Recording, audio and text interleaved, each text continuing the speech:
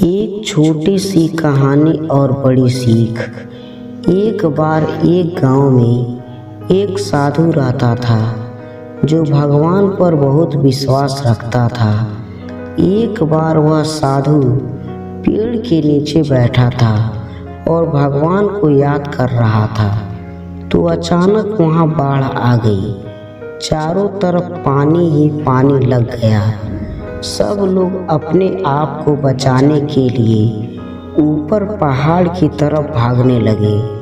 उनमें से एक आदमी देखा कि इस हालत में भी साधु जी भगवान की तपस्या कर रहे हैं। वह सोचा कि ये अपने आप को बचाने के लिए कहीं जा क्यों नहीं रहे हैं, तो उसने साधु से बोला, अरे आप कहीं जा क्यों नहीं रहे हो? आप भी मेरे साथ ऊपर पहाड़ की तरफ चलो, नहीं तो डूब जाओगे। साधु बोले, अरे हमें क्या होगा, मैं भगवान की इतनी तपस्या करता हूँ, मुझे कुछ नहीं हो सकता, मुझे भगवान अपने आप बचाएंगे। धीरे धीरे पानी साधु के कमर तक आ गया। अब लोग वहाँ से नाव लेकर निकलने लगे, तो उनमें से एक ने साधु से कहा, अरे पानी आपके कमर तक आ गया है, आप हमारे साथ चलो। तो साधु ने कहा कि नहीं नहीं, भगवान मुझे अपने आप बचाएंगे। और वह नाव वाला भी वहाँ से निकल गया। कुछ देर बाद पानी इतना बढ़ गया कि साधु के सर तक पहुँच गया और अब लोगों को बचाने के लिए हेलीकॉप्टर निकलने लगे। एक हेलीकॉप्टर साधु के पास आया, जो कि आखिरी हेलीकॉप्टर था।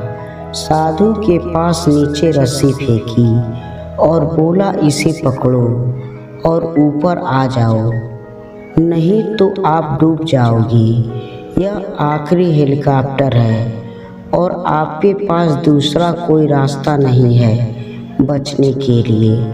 साधु ने कहा, यह रस्सी वापस ऊपर खींच लो और आप चले जाओ। मुझे भगवान के ऊपर पूरा भरोसा है, वह मुझे बचा लेंगे।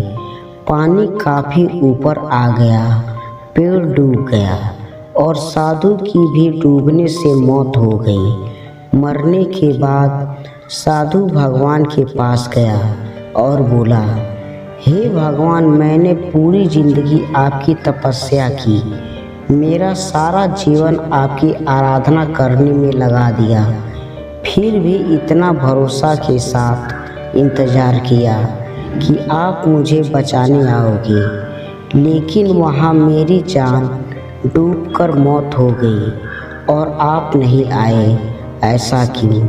भगवान बोले, मूर्ख इंसान, एक नहीं 3 बार आया था, वो तीनों बार मैं ही तो था। पहला पैदल, दूसरा नाव के द्वारा और तीसरा हेलीकॉप्टर के द्वारा, लेकिन तुमने मेरा एक भी अवसर पहचान नहीं पाया। पता नहीं किसका इंतज़ार कर रहा था। इस तरह से ज़िंदगी में हमें ऊपर वाला बहुत से मौके देता रहता है, लेकिन हम सब उस मौके को ठुकराकर पता नहीं किस चीज़ का इंतज़ार कर रहे होते हैं कि वो होगा तब मैं करूँगा। और इस तरह बात पर अड़े रहने से एक वक्त के बाद वो मौका हाथ से निकल जाता है और हमें कुछ नहीं कर पाते हैं। ये छोटी कहानी आपको कैसी लगी, कमेंट में ज़रूर बताएं। साथ ही वीडियो को लाइक, शेयर, चैनल को सब्सक्राइब जरूर करें।